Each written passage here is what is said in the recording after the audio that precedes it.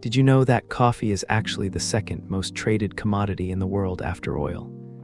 And here's something that might surprise you even more. What we call coffee beans aren't actually beans at all, but seeds from a bright red fruit that looks remarkably like a cherry. Welcome to Midnight Deep Dive, where knowledge becomes a lullaby. Tonight's story is as comforting as your morning coffee and twice as fascinating. We'll wander through centuries of coffee's gentle conquest of the world, from sleepy goat herders to the quiet ritual that starts your day. Settle in, relax, and let these tales brew slowly in your mind. The ancient origins and legends. Our story begins in the misty highlands of ancient Ethiopia, where legend tells us of a young goat herder named Kaldi. Picture this. It's the 9th century, and Kaldi is watching his goats graze on the rocky slopes when he notices something unusual. His normally docile animals are dancing, practically bouncing off the mountainside with inexplicable energy. Following their lead, he discovers they've been munching on bright red berries from a particular bush. Curious, Kaldi tries the berries himself and soon feels that same energetic buzz. The story goes that he brought these magical berries to the local monastery, where the monks initially dismissed them as devil's work and threw them into the fire. But oh, what a mistake that was, or perhaps the most beautiful accident in history.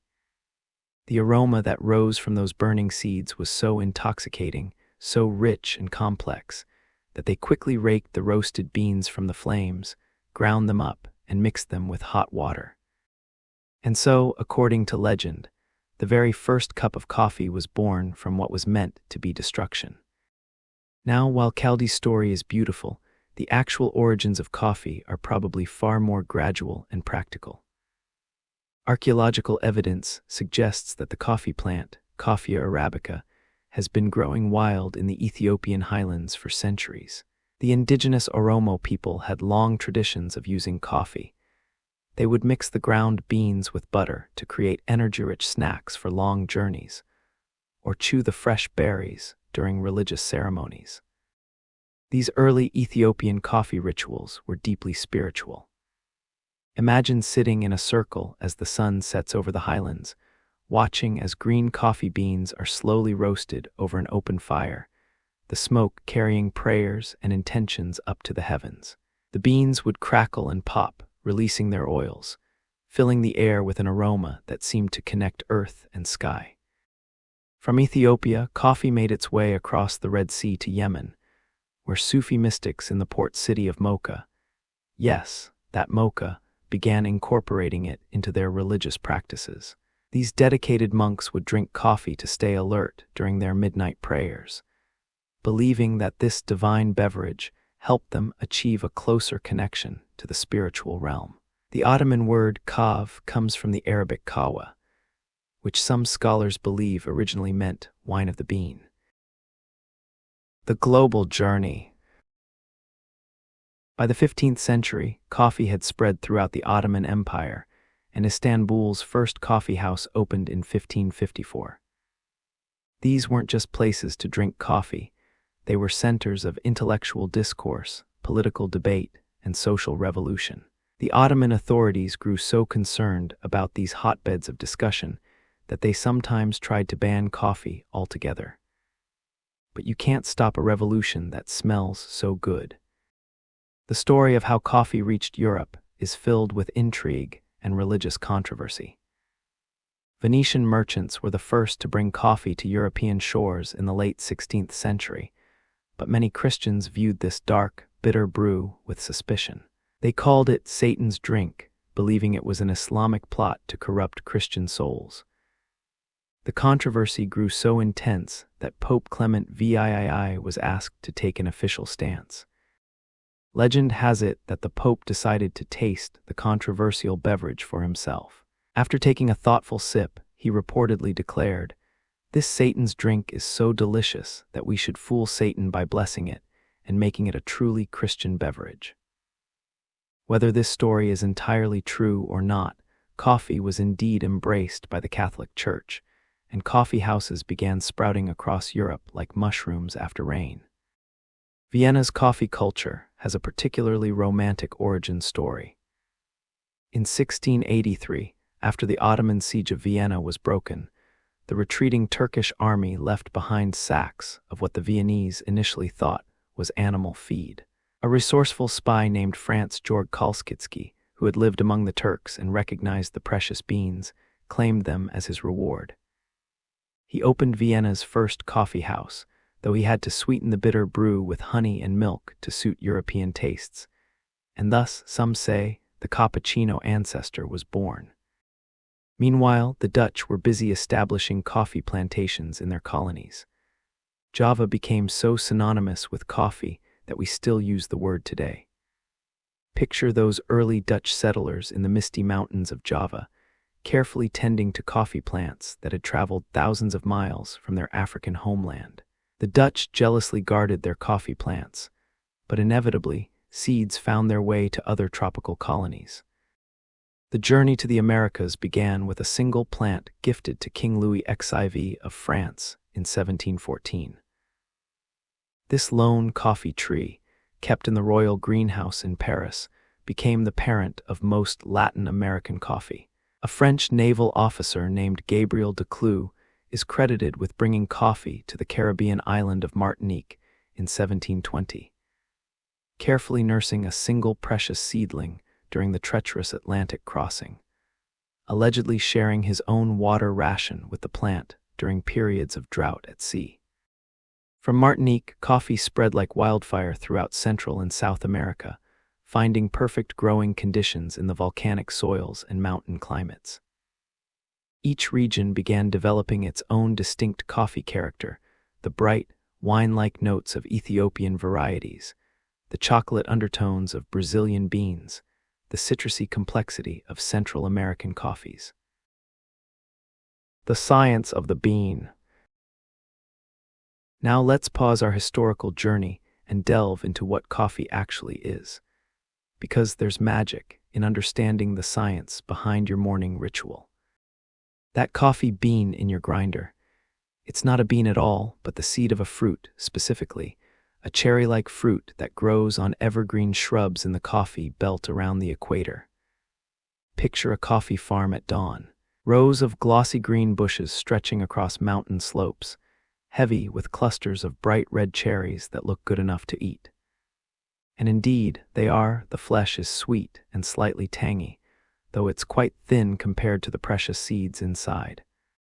Each coffee cherry typically contains 2 seeds, nestled together like 2 halves of a heart. These seeds are what we call coffee beans, and they're covered in layers of protective skin and parchment that must be carefully removed. Occasionally, you'll find a cherry with just 1 seed. These are called pea berries, and they're prized by many coffee enthusiasts for their concentrated flavor. There are over 120 species of coffee plants, but only 2 dominate commercial production: Coffea arabica and Coffea robusta. Arabica, which makes up about 60% of global production, is the aristocrat of coffee. It prefers high altitudes, typically between 2,000 and 6,000 feet above sea level, where the air is thin and cool, and the temperature swings between warm days and chilly nights. This stress creates more complex sugars and acids in the beans, resulting in those nuanced flavors that make coffee connoisseurs swoon. Robusta, as its name suggests, is the hardier cousin. It thrives in lower altitudes and hotter climates, contains about twice as much caffeine as Arabica, and has a stronger, more bitter flavor profile. While sometimes dismissed as inferior, high-quality Robusta can bring body and crema to espresso blends, and it's absolutely essential for many traditional Italian espresso recipes. The magic really happens in how these plants interact with their environment. Coffee plants are incredibly sensitive to their surroundings, the altitude, soil composition, rainfall patterns, and even the angle of the sun all contribute to the final flavor in your cup. This is why a coffee from one side of a mountain can taste completely different from one grown just a few miles away on the opposite slope. At higher altitudes, coffee cherries ripen more slowly, allowing more time for complex compounds to develop. The cooler temperatures mean the plant puts more energy into creating sugars and organic acids rather than growing quickly. It's similar to how wine grapes develop more complexity when they struggle a bit. The stress creates character. The coffee plant itself is quite beautiful. It produces delicate white flowers that smell remarkably like jasmine, so intensely fragrant that walking through a coffee farm during flowering season can be almost overwhelming. These flowers are mostly self-pollinating, though some varieties benefit from cross-pollination by bees and other insects. After pollination, it takes about 9 months for the cherries to fully ripen, much like a human pregnancy. Interestingly, coffee plants are naturally shade-loving. In their wild state in Ethiopian forests, they grow under a canopy of larger trees. This is why traditional coffee farming often involves shade-grown methods, where coffee plants grow alongside banana trees, avocados, or other canopy plants. This not only produces better-tasting coffee, but also creates habitat for birds and maintains soil health. From plant to cup, the journey. The journey from cherry to cup is where human skill and centuries of tradition transform a simple fruit into liquid complexity. It all begins with the harvest, and timing is everything. In most coffee-growing regions, there are 1 or 2 harvest seasons per year, usually coinciding with dry periods when the cherries are at peak ripeness. Picture the early morning mist clinging to mountain slopes as workers with woven baskets make their way through neat rows of coffee plants.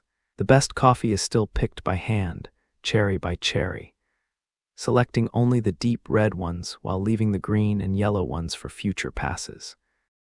This selective picking, called strip picking when done carefully, or cherry picking in specialty coffee, can mean workers return to the same tree multiple times over several weeks. It's labor-intensive work that requires experienced pickers can harvest up to 200 pounds of cherries in a day. But it takes about 5 pounds of cherries to make just 1 pound of green coffee beans. Once harvested, the race against time begins. Coffee cherries start fermenting almost immediately after picking, so they need to be processed within 24 hours to prevent off flavors from developing. This is where 2 very different philosophies diverge: the wet process and the dry process, each creating distinct flavor profiles. The dry process, also called natural processing, is the older of the 2 methods and the one that likely produced that very first cup of coffee in Ethiopia. The cherries are spread out on large patios or raised beds, looking like red carpets under the tropical sun. Workers rake them regularly to ensure even drying, and the process can take anywhere from 15 to 30 days, depending on the climate.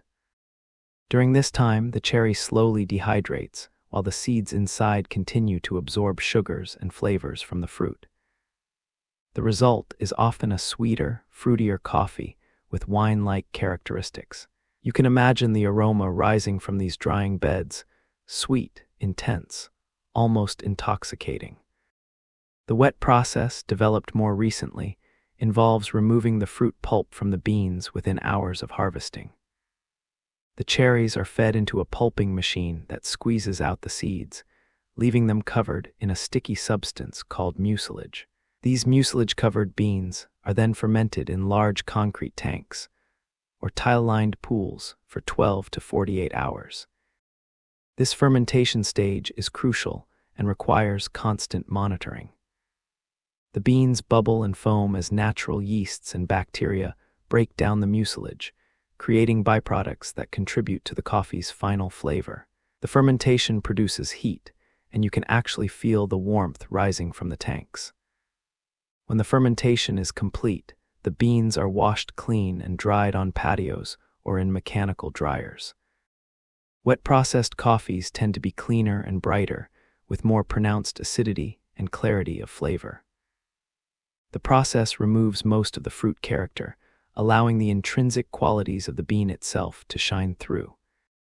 There's also a hybrid method called honey processing, where some of the mucilage is left on the beans during drying. Depending on how much mucilage remains, you get white honey, least mucilage, yellow honey, red honey, or black honey, most mucilage. Each creates different flavor profiles, from clean and bright to sweet and syrupy. After processing and drying, the beans, now called parchment coffee because they're still covered in a papery hull, are stored in warehouses until they're ready for milling. The milling process removes this parchment layer, revealing the green coffee beans that will eventually make their way to roasters around the world. But before they leave the farm, quality control is crucial. Beans are sorted by size, weight, and density, with defective beans removed by hand or machine. The best lots are cupped, tasted in a standardized way to evaluate their flavor potential. It's a rigorous process that can determine whether a coffee ends up as commodity grade or specialty grade, affecting both price and destination. Regional coffee cultures. As coffee spread around the world, each culture embraced it in their own unique way, developing rituals and traditions that reflect local values and lifestyles. These regional coffee cultures are like different languages of hospitality and community. In Italy, coffee culture is governed by unwritten rules that feel almost sacred. Cappuccino is a morning drink, never consumed after 11 a.m. and certainly never after a meal. The classic Italian breakfast is a quick cappuccino with a cornetto, similar to a croissant, consumed standing at the bar counter while reading the newspaper and exchanging pleasantries with the barista who knows your name and your usual order. Italian espresso bars are theaters of efficiency and social ritual. The barista moves with practiced grace, pulling shots with precise timing, steaming milk to velvety perfection, and serving each cup with a glass of water and maybe a small cookie. The whole transaction takes mere minutes, but it's a moment of connection in the urban rush. Italians have over 20 different ways to order coffee, from caff normal regular espresso to caff corretto espresso corrected with a shot of grappa or brandy. Travel north to Scandinavia and you'll discover fika, the Swedish coffee break that's elevated to an art form. Fika isn't just about drinking coffee, it's about slowing down, connecting with others, and taking a deliberate pause in your day. It happens twice daily in many Swedish workplaces, and it's considered almost rude to skip it. The coffee is accompanied by something sweet, cinnamon buns, cookies, or cake, and the conversation flows as freely as the coffee. Swedish coffee culture embraces light roasts and filter methods, producing bright, clean cups that complement rather than overwhelm the accompanying pastries. The concept of fika has become so integral to Swedish culture that it's seen as essential for workplace productivity and social cohesion. During fika, hierarchy dissolves. Everyone from the CEO to the newest intern sits together, sharing stories and strengthening community bonds. In Turkey, coffee culture runs so deep that it's recognized by UNESCO as an intangible cultural heritage. Turkish coffee, prepared in a special pot called an ibrik or sezv, is ground to a powder-fine consistency and brewed with sugar directly in the serving cup. The brewing process requires patience and skill. The coffee is heated slowly over low heat, watching carefully for the moment when it begins to foam, then removing it from heat and returning it several times to build a proper foam cap. Turkish coffee is traditionally served with a glass of water and a piece of Turkish delight, and there's an old saying that coffee should be black as hell, strong as death, and sweet as love. But perhaps the most charming tradition is the use of coffee grounds for fortune-telling. After finishing the coffee, the cup is turned upside down on the saucer, allowing the remaining grounds to create patterns that are interpreted to reveal the drinker's future. Japan's approach to coffee combines precision with mindfulness, treating brewing as a meditative practice. The pour-over method, particularly using a V60 or similar dripper, has been refined to an almost ritualistic precision. Japanese coffee shops often display their brewing parameters, water temperature, grind size, bloom time, total brew time, like a scientific formula. But it's not just about precision, it's about respect for the ingredients and the process. Watching a Japanese barista prepare pour-over coffee is like watching a tea ceremony, deliberate movements, careful attention to timing, and a focus on creating the perfect cup rather than rushing to serve the next customer. Many Japanese coffee shops serve only a few customers at a time, prioritizing quality over quantity. In Ethiopia, the birthplace of coffee, the coffee ceremony is a social event that can last for hours. Green coffee beans are washed and then roasted in a pan over an open fire, filling the room with aromatic smoke. The beans are ground by hand and brewed in a traditional clay pot called a jabina. The coffee is served in small cups without handles, and it's customary to have 3 rounds: abal, tona, and baraka, each representing different blessings.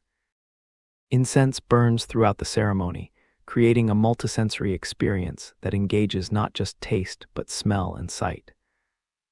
The ceremony is a time for community gossip, important discussions, and spiritual reflection.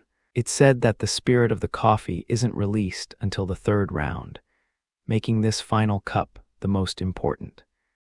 These regional coffee cultures remind us that coffee is much more than caffeine delivery. It's a social lubricant, a moment of pause, a reason to gather, and a bridge between cultures. Each tradition reflects local values, whether it's Italy's emphasis on efficiency and quality, Scandinavia's focus on work-life balance and community, or Ethiopia's celebration of hospitality and spiritual connection. The chemistry of comfort. Understanding the science behind coffee helps us appreciate why this beverage has such a profound effect on both our bodies and our daily rituals. The chemistry of coffee is incredibly complex. Scientists have identified over 800 different aromatic compounds in roasted coffee, making it one of the most chemically complex beverages we consume regularly. Caffeine, of course, is coffee's most famous compound. This natural pesticide, yes, plants produce caffeine to protect themselves from insects, affects our brains in fascinating ways. When you feel tired, it's partly because adenosine, a chemical byproduct of brain activity, has built up in your system. Adenosine binds to specific receptors in your brain, making you feel drowsy. Caffeine has a molecular structure similar enough to adenosine that it can slip into those same receptors, effectively blocking the tiredness signal. But caffeine doesn't actually give you energy, it just prevents you from feeling tired. The energy you feel is your body's own natural alertness, no longer masked by adenosine. This is why caffeine tolerance develops. Your brain creates more adenosine receptors to compensate, meaning you need more caffeine to achieve the same blocking effect. The caffeine content in coffee varies dramatically depending on the bean type, roasting level, and brewing method. Contrary to popular belief, lighter roasts actually contain slightly more caffeine than darker roasts, though the difference is minimal. The roasting process breaks down caffeine molecules, but it also breaks down the bean's mass, concentrating the remaining caffeine. It's a wash, essentially. What creates coffee's incredible flavor complexity is the Maillard reaction, the same chemical process that browns bread and creates the crispy skin on roasted chicken. During roasting, the heat causes amino acids and sugars in the green coffee beans to react, creating hundreds of new flavor compounds. This process begins around 300 degrees F and accelerates rapidly as temperature increases. The first crack, that popping sound that occurs around 380 degrees F, marks the beginning of what we might call drinkable coffee. The beans expand and release moisture, and the cellular structure begins to break down. The second crack, occurring around 435 degrees F, indicates a darker roast where more of the origin flavors are replaced by roast flavors, those smoky, bitter, sometimes burnt characteristics. Different compounds develop at different temperatures and times during roasting. Light roasts preserve more of the bean's original acids and floral notes, while medium roasts develop more caramelization and body. Dark roasts create more bitter compounds and oils that rise to the surface, giving the beans that characteristic shiny appearance. The brewing process is essentially controlled extraction, using hot water to dissolve the water-soluble compounds from ground coffee, while leaving behind the insoluble elements. The ideal extraction pulls out about 18–22% of the coffee's mass, capturing the flavors we want while avoiding overextraction, which brings out harsh, bitter compounds. Water temperature plays a crucial role in extraction. Too hot above 205 degrees F, and you'll extract harsh tannins and bitter compounds too quickly. Too cool below 195 degrees F, and you won't extract enough of the desirable flavors, resulting in weak, sour coffee. The sweet spot for most brewing methods is between 195–205 degrees F, just off boiling. Grind size affects extraction speed. Fine grinds expose more surface area to water, speeding extraction, but also making it easier to over-extract. Coarse grinds slow extraction, requiring longer contact time or higher temperature to achieve proper extraction. This is why espresso uses very fine grounds with short contact time and high pressure, while French press uses coarse grounds with long contact time and no pressure. The relationship between time, temperature, grind size, and water quality creates infinite possibilities for customization. Change any one variable, and you change the final cup. This is why coffee enthusiasts can spend years perfecting their brewing technique. There's always another variable to adjust, another flavor note to chase. Even the water you use matters enormously. Water makes up about 98% of your final cup, so its mineral content directly affects flavor. Too soft, and the coffee tastes flat and lacks body. Too hard, and mineral buildup can create bitter, harsh flavors. The ideal brewing water has moderate hardness with balanced mineral content, enough calcium and magnesium to aid extraction, but not so much that it interferes with flavor development. Brewing methods through time.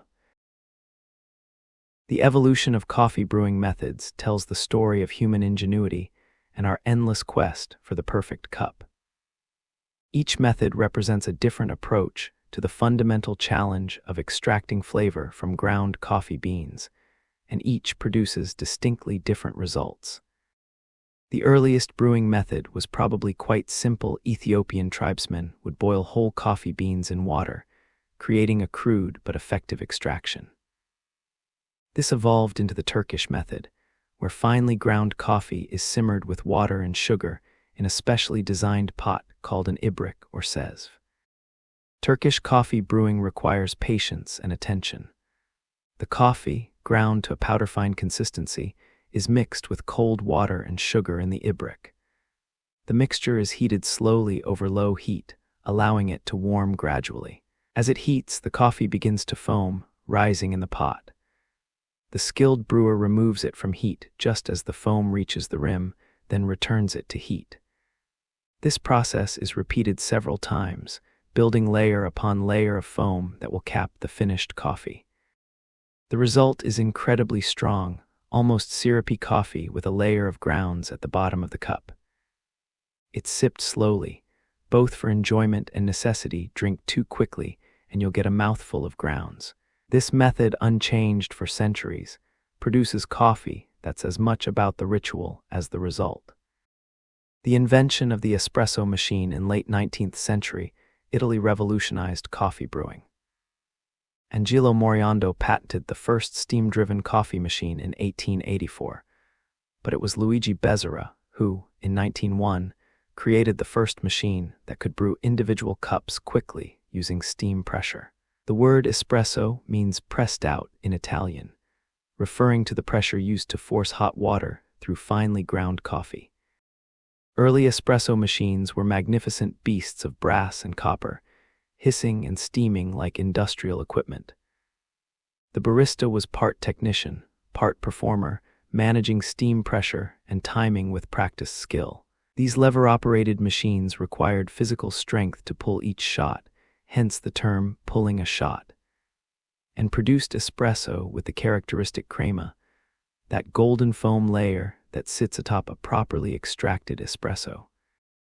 Modern espresso machines maintain pressure electronically, but the principles remain the same. Force water heated to about 200 degrees F through finely ground coffee at 9 bars of pressure in approximately 25 minutes 30 seconds. This produces a concentrated shot of coffee with intense flavor and syrupy body, topped with crema formed by emulsified oils and sea otwo released from the freshly roasted beans. The French press, despite its name, was actually patented by Italian designer Attilio Calamani in 1929, though similar devices existed earlier. This method, also called a press pot or plunger pot, represents the opposite philosophy from espresso. Instead of pressure and speed, it relies on time and steeping. Coarsely ground coffee steeps in hot water for about 4 minutes, then a metal mesh plunger is pressed down to separate the grounds from the liquid.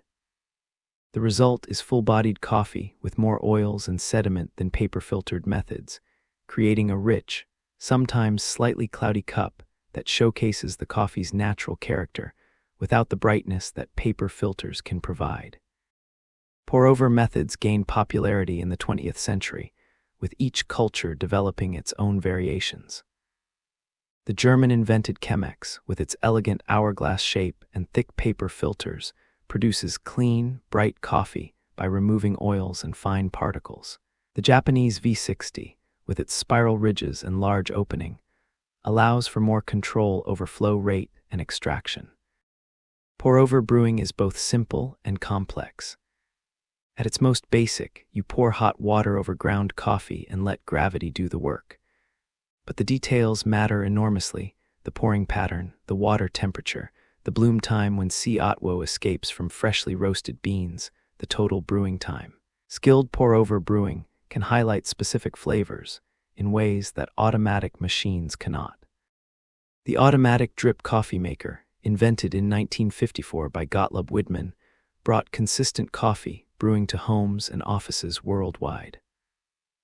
While it may lack the romance of manual brewing methods, a good automatic drip maker can produce excellent coffee by maintaining proper water temperature and contact time. The key is using the right ratio of coffee to water and ensuring the machine heats water to the proper temperature. Cold brewing represents another approach, entirely time instead of heat for extraction.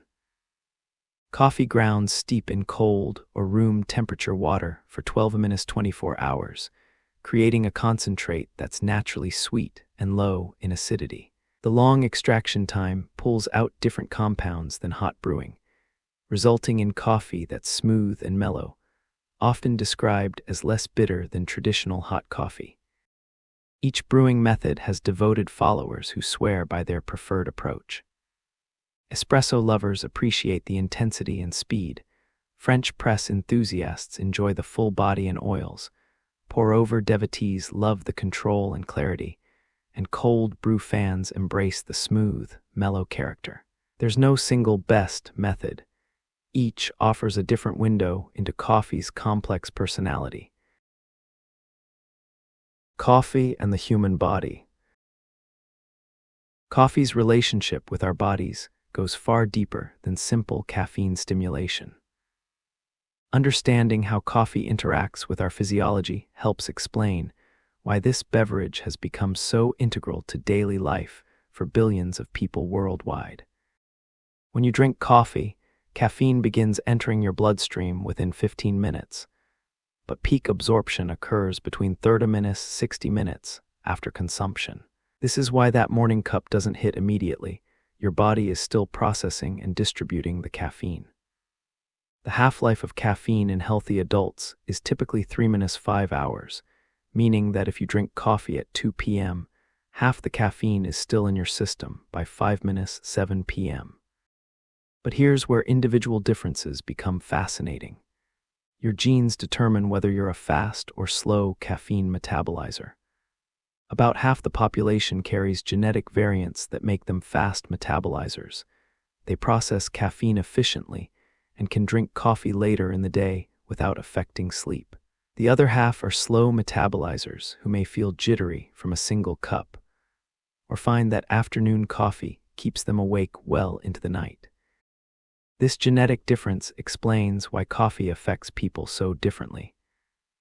Some individuals can drink espresso after dinner and fall asleep easily, while others need to stop consuming coffee by noon to ensure restful sleep.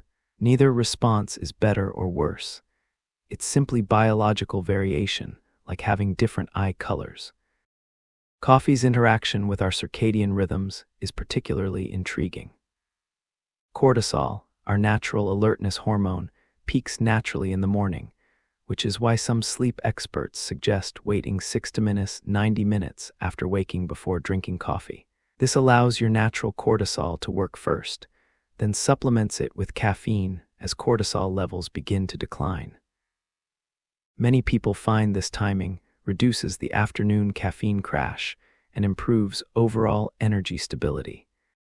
The relationship between coffee and digestion has been recognized for centuries. Coffee stimulates gastric acid production and can speed gastric emptying, the process by which food moves from your stomach to your small intestine. This is why many people feel hungry after drinking coffee on an empty stomach, and why coffee can sometimes cause digestive discomfort if consumed without food. Interestingly, coffee's effects on metabolism extend beyond digestion. Caffeine can increase metabolic rate by 11%, with higher doses having more pronounced effects.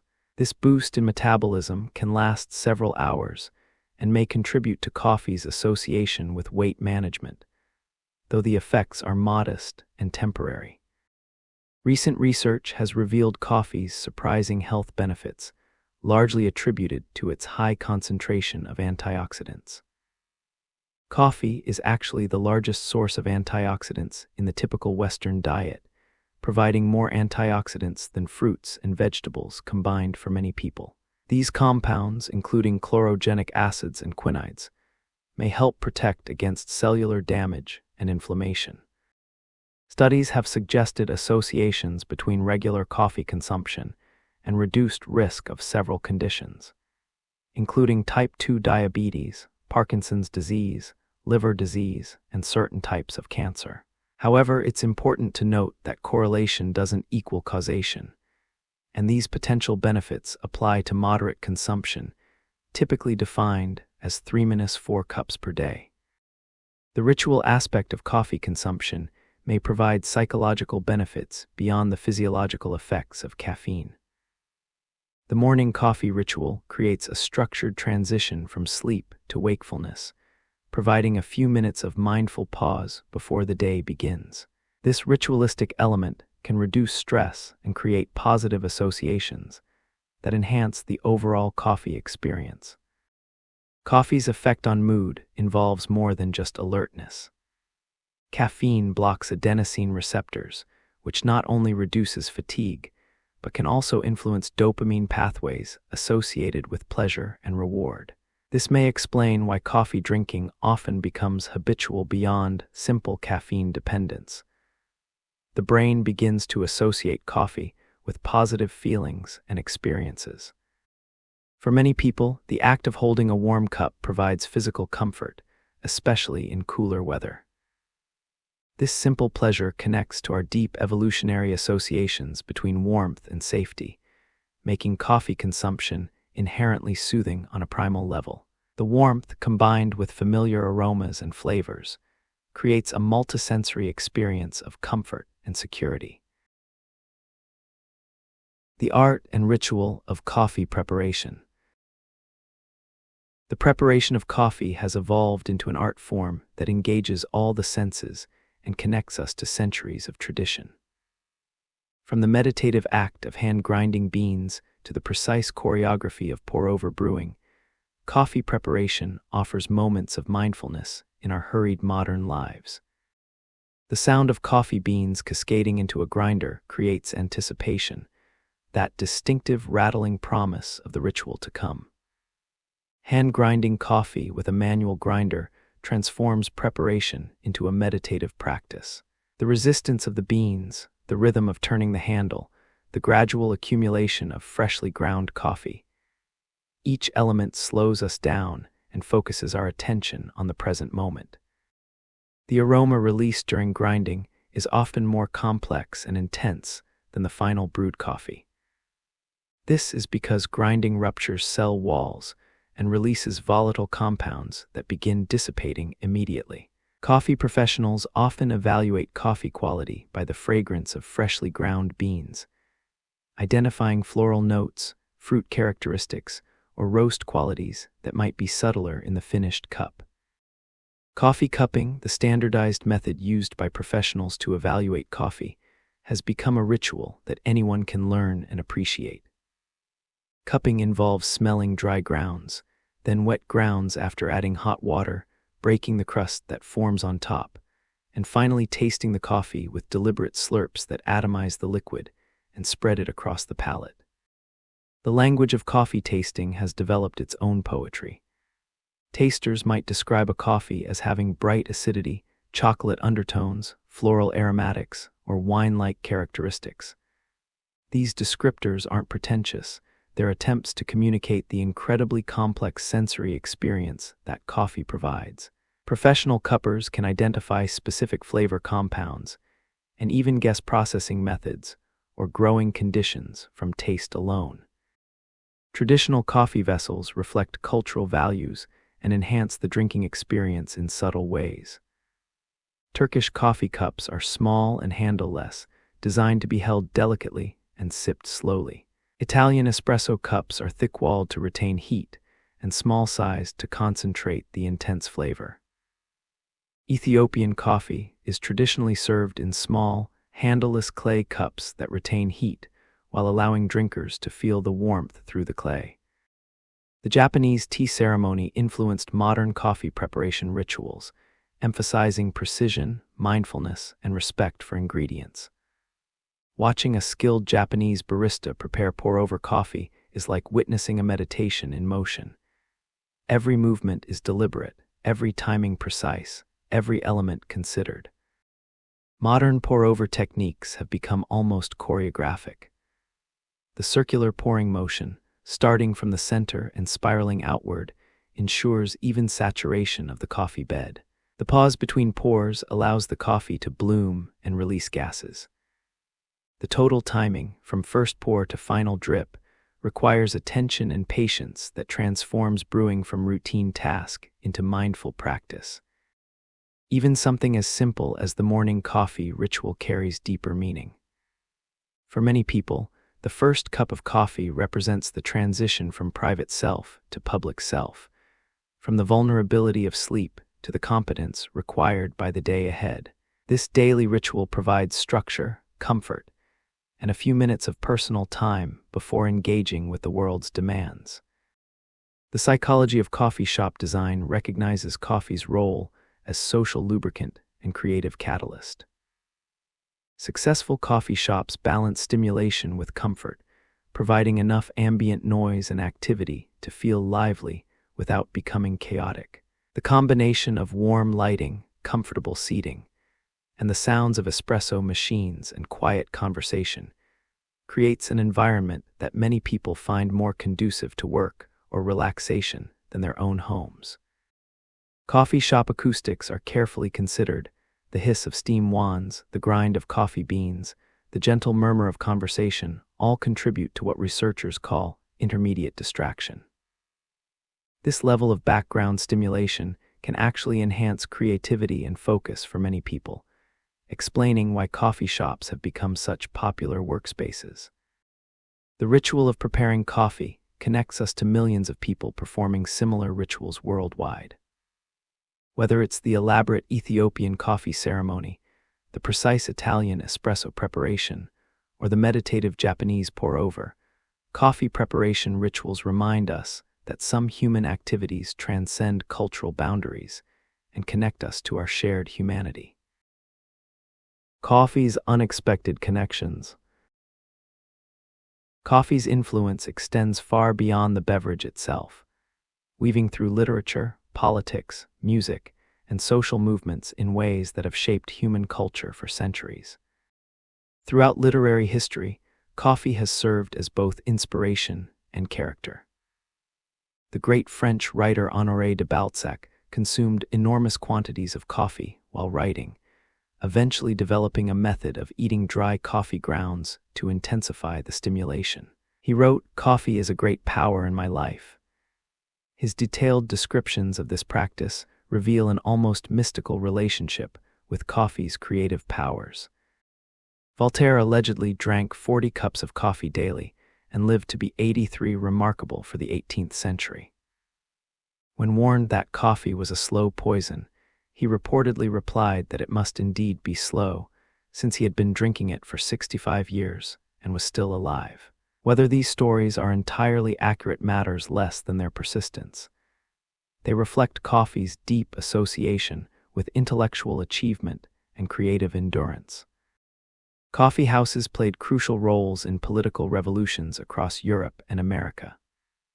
In 17th century London, coffee houses were called penny universities, because for the price of a cup of coffee, anyone could engage in political discussion, hear news from abroad, and debate ideas with people from different social classes.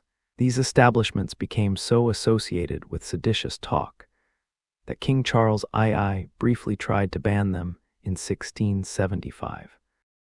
The famous Lloyd's of London insurance market began in Edward Lloyd's coffee house in the 1680s. Maritime merchants gathered there to share information about ships, cargo, and trading conditions. Lloyd's began posting shipping news and eventually started facilitating insurance contracts.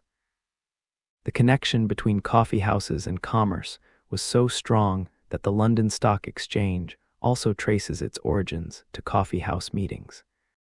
During the American Revolution, coffee houses became centers of resistance planning.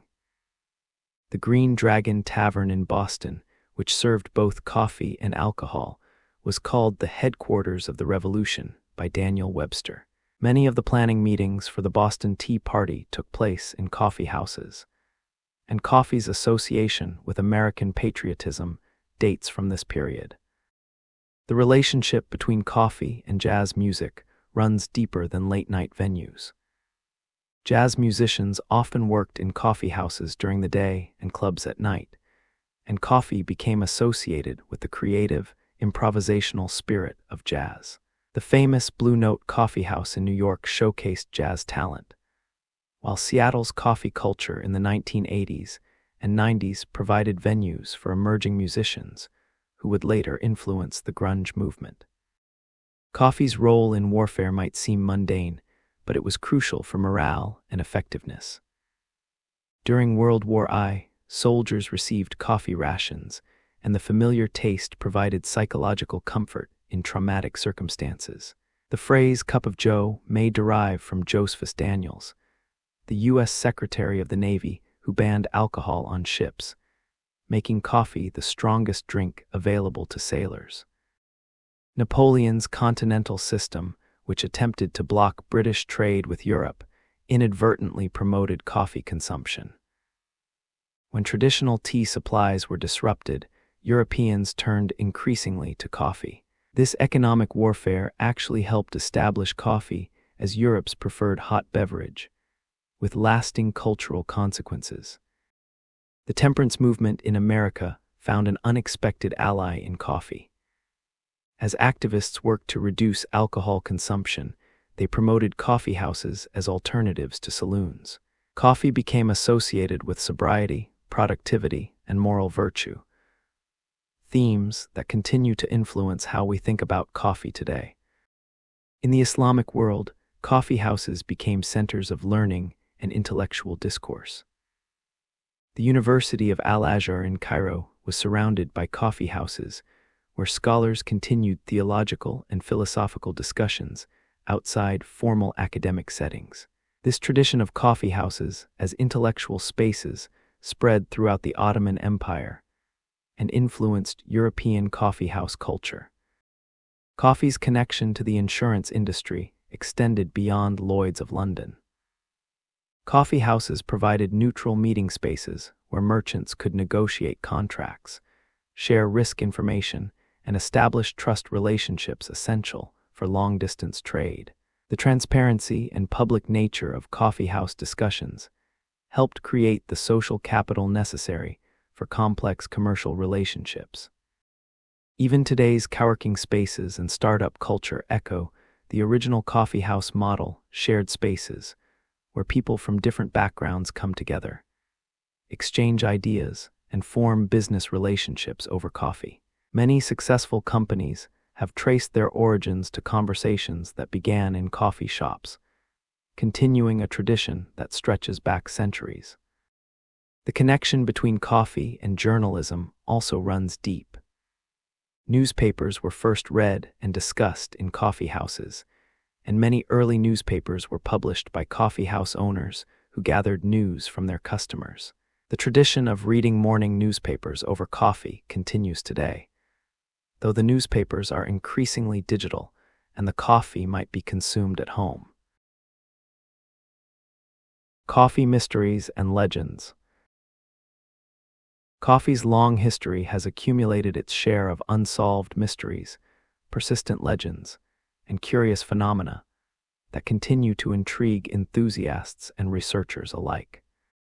The invention of decaffeinated coffee carries its own mysterious controversy. While Ludwig Roselius is officially credited with developing the first commercial decaffeination process in 1906, some accounts suggest he discovered the technique accidentally when a shipment of coffee beans was soaked in seawater during transport.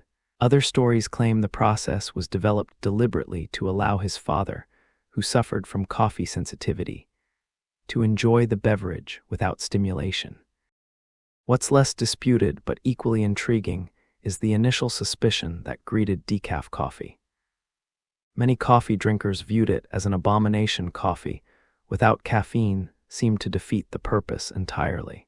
Early decaffeination processes used benzene, a chemical we now know is carcinogenic, leading some to joke grimly that decaf coffee might be more dangerous than regular coffee.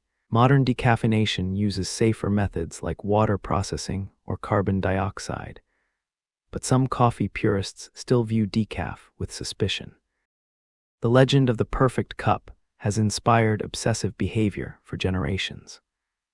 Stories persist of individuals who spent decades perfecting a single brewing method, adjusting variables by infinitesimal amounts in pursuit of absolute perfection.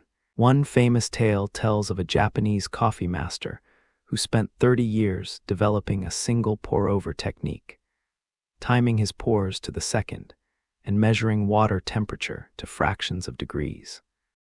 These quests for perfection often become deeply personal journeys. Some coffee enthusiasts document thousands of brewing attempts, creating detailed logs of grind settings, water temperatures, and timing variations. While science can explain optimal extraction ranges, the subjective nature of taste means that the perfect cup remains tantalizingly elusive. What's perfect for one person may be mediocre for another. Coffee fortune-telling extends beyond the famous Turkish coffee grounds reading. In several Eastern European countries, coffee foam patterns are interpreted for meaning. In some traditions, the direction coffee crema swirls in espresso supposedly indicates the drinker's romantic prospects. These practices blend superstition with the very real human tendency to find patterns and meaning in random events.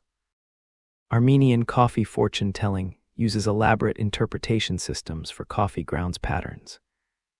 Readers look for symbols like birds representing news, flowers, love, and happiness, or geometric shapes, different life aspects.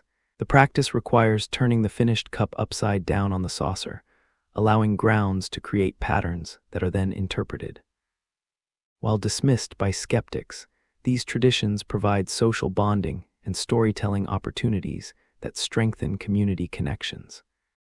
Some coffee-growing regions report unexplained phenomena that locals attribute to supernatural causes. In certain Jamaican Blue Mountain areas, farmers speak of coffee plants that inexplicably produce exceptional beans only in specific years, regardless of weather conditions or care. Scientific analysis finds no clear explanation for these quality variations, leaving room for local legends about blessed harvests and mystical influences. Ethiopian coffee ceremonies include elements that blur the line between practical ritual and spiritual practice. The burning of frankincense during preparation is said to ward off evil spirits, while the 3 rounds of coffee, abal, tona, and baraka, represent different spiritual stages. Whether these beliefs have measurable effects is debatable, but participants often report profound feelings of peace and connection during properly conducted ceremonies. The mystery of coffee's original discovery continues to evolve with new archaeological evidence. While Kaldi the goat herder remains the popular legend, some researchers suggest that coffee consumption began much earlier than previously thought. Recent discoveries of ancient coffee processing sites in Ethiopia hint at a more gradual, practical development of coffee use, rather than the dramatic discovery stories suggest. Certain coffee varieties have achieved almost mythical status among enthusiasts. Jamaican Blue Mountain coffee commands premium prices partly due to genuine quality, but also because of carefully cultivated mystique about its rarity and perfect growing conditions. Similarly, Kona coffee from Hawaii benefits from stories about volcanic soil and perfect climate, though objective testing sometimes finds comparable quality in less famous origins.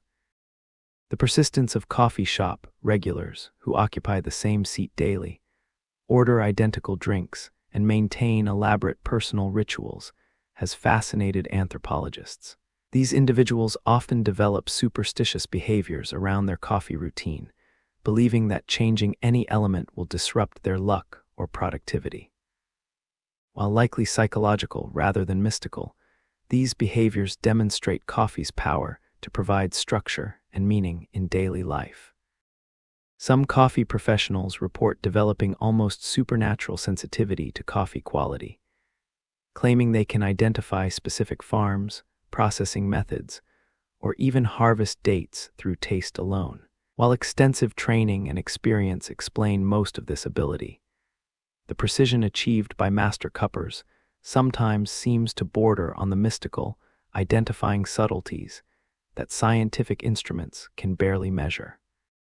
The phenomenon of coffee shop third places spaces that feel neither home nor work, but something in between, creates environments where unexpected connections and coincidences seem to occur more frequently. Whether this is due to the caffeine, the social atmosphere, or simply the increased opportunities for interaction, many people report that meaningful conversations and chance encounters happen more often in coffee shops than in other public spaces.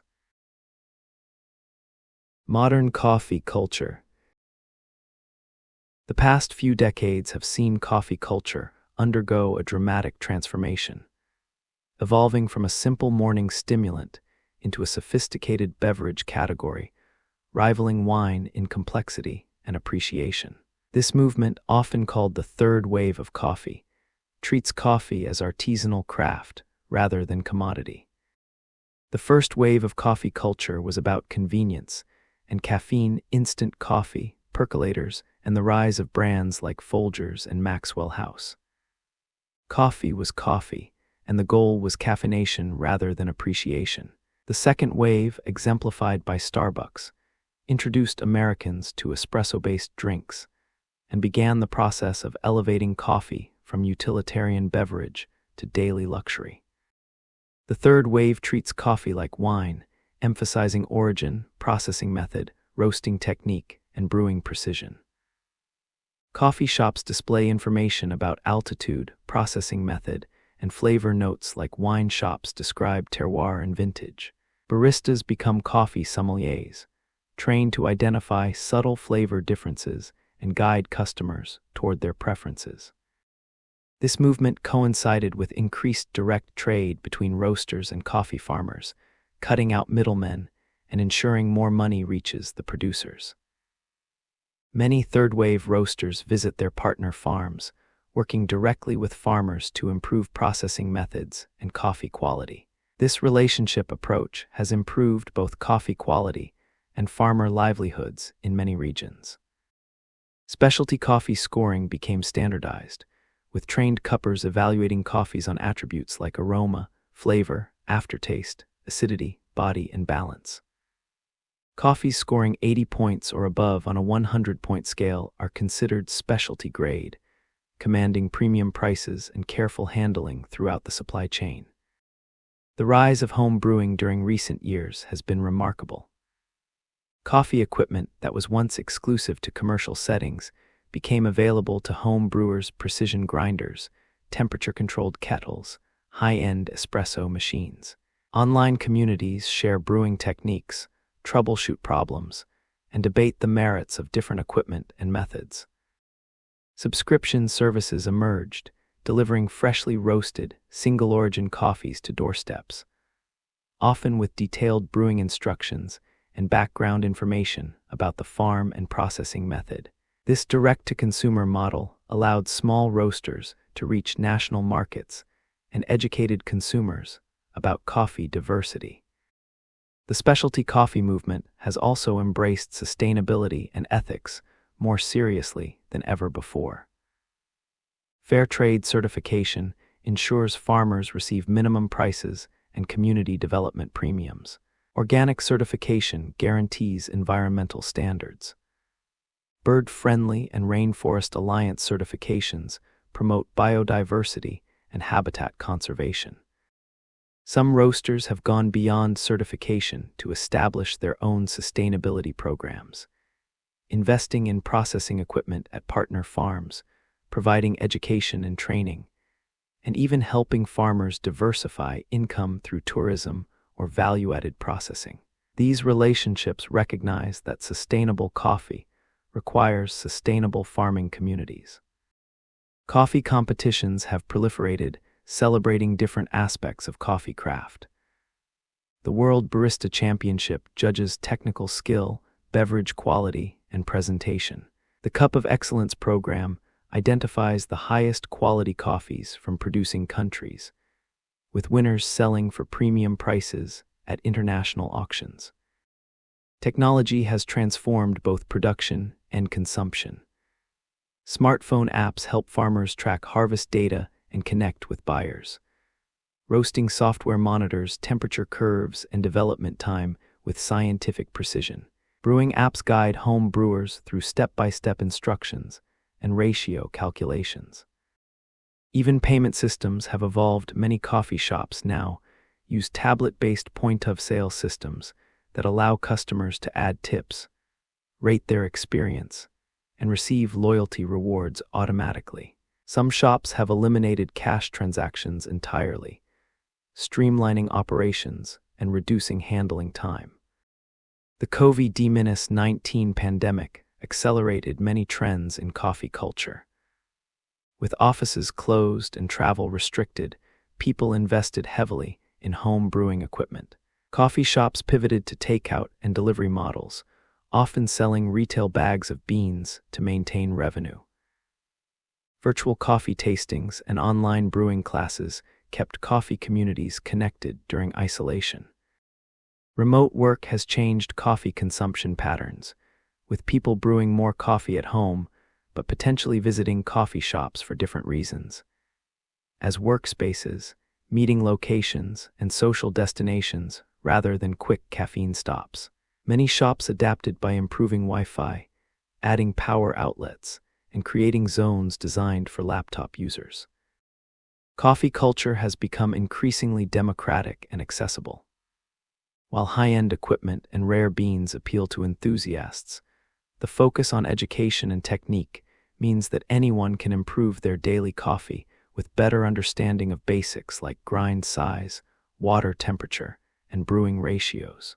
Social media has made coffee knowledge more widely available, with baristas and roasters sharing tips and techniques that were once trade secrets. The future of coffee. As we look toward coffee's future, we see both challenges and innovations that will shape how we grow, process, and enjoy coffee in the decades to come. Climate change presents perhaps the greatest challenge to coffee's future. Rising temperatures are pushing suitable growing regions higher up mountainsides, and in some areas, there's simply nowhere higher to go. Scientists predict that by 2050, up to 50% of current coffee-growing land may become unsuitable for coffee production. This could dramatically reduce yields and increase prices, potentially making specialty coffee even more of a luxury item. However, the coffee industry is responding with remarkable innovation. Plant breeders are developing climate-resistant varieties that can tolerate higher temperatures and changing rainfall patterns. Some of these new varieties also offer improved disease resistance and higher yields, potentially helping farmers maintain livelihoods even as growing conditions change. Research into coffee's genetics has accelerated dramatically. Scientists have sequenced the genomes of both Arabica and Robusta coffee, opening possibilities for more targeted breeding programs. Wild coffee species in Ethiopia and other regions are being studied for beneficial traits that could be bred into commercial varieties. Some wild species show remarkable resistance to diseases that devastate commercial crops, while others tolerate much higher temperatures or require less water. Processing innovations are creating new flavor possibilities. Experimental fermentation techniques, inspired by wine and beer production, are producing coffees with unprecedented flavor profiles. Some processors are experimenting with adding specific yeast strains or controlling fermentation environments with scientific precision, creating reproducible flavor characteristics that were previously left to chance. Technology is transforming every aspect of coffee production. Satellite imagery helps farmers optimize planting patterns and identify problem areas before they become severe. Smartphone apps can identify coffee diseases from photographs, allowing farmers to take action quickly. Blockchain technology is being used to track coffee from farm to cup, ensuring authenticity and fair payment to farmers. In processing facilities, artificial intelligence analyzes thousands of images to sort beans more accurately than human workers, removing defects that could affect flavor. Some facilities use computer vision systems that can identify and remove individual defective beans at incredible speed, improving consistency while reducing labor costs. Consumer preferences continue to evolve toward sustainability and transparency. Many coffee drinkers want to know not just where their coffee comes from, but how the farmers are treated, what environmental practices are used, and whether their purchase supports positive change in coffee-growing communities. This demand has driven innovation in sustainable farming practices. Some farmers are experimenting with agroforestry systems that integrate coffee plants with other crops and native trees, creating more resilient ecosystems while maintaining productivity. Others are exploring regenerative agriculture techniques that actually improve soil health and capture carbon from the atmosphere. The specialty coffee movement shows no signs of slowing. Coffee shops are becoming increasingly sophisticated, offering multiple brewing methods and single-origin coffees from specific farms or even individual lots within farms. Some shops now offer coffee flights like wine tastings, allowing customers to compare different origins or processing methods side by side. Home brewing technology continues to advance, with smart coffee makers that can be programmed from smartphones, precision temperature control systems, and subscription services that automatically adjust orders based on consumption patterns. Some companies are developing machines that can replicate the exact brewing parameters used by award-winning baristas, bringing competition-level coffee to home kitchens. Laboratory-grown coffee is emerging as a potential game-changer. Companies are developing ways to produce coffee compounds in bioreactors, potentially creating coffee without traditional farming. While this technology is still in early stages, it could eventually provide a climate-independent source of coffee, though whether it can replicate the complex flavors of traditionally grown coffee remains to be seen. New processing and brewing methods continue to emerge. Some innovators are experimenting with pressure fermentation, vacuum processing, and even sonic treatment of coffee beans. While many of these techniques remain experimental, they demonstrate the ongoing quest to unlock new flavors and experiences from coffee. The democratization of coffee knowledge through digital platforms means that brewing techniques and quality standards that were once limited to professionals are now accessible to anyone with internet access. This has raised the overall quality of coffee preparation and increased appreciation for coffee as a complex, nuanced beverage rather than just a caffeine delivery system. From the misty highlands of ancient Ethiopia to the high-tech coffee labs of today, coffee's journey has been one of constant discovery, innovation, and human connection. We've traveled through legends of dancing goats and mystical monks, witnessed the transformation of simple seeds into liquid complexity, and explored how different cultures have embraced coffee as a cornerstone of daily life and social ritual.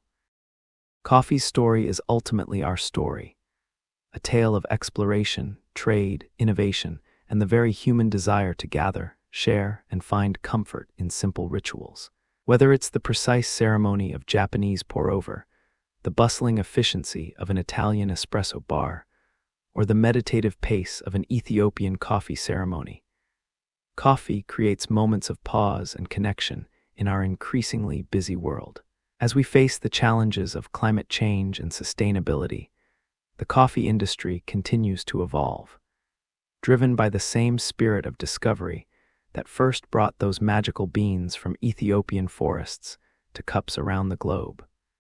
So tomorrow morning, as you take that first warming sip of coffee, remember that you're participating in a tradition thousands of years in the making, connecting you to farmers on distant mountainsides, to centuries of innovation and culture, and to the simple human pleasure of starting each day with something beautiful and comforting.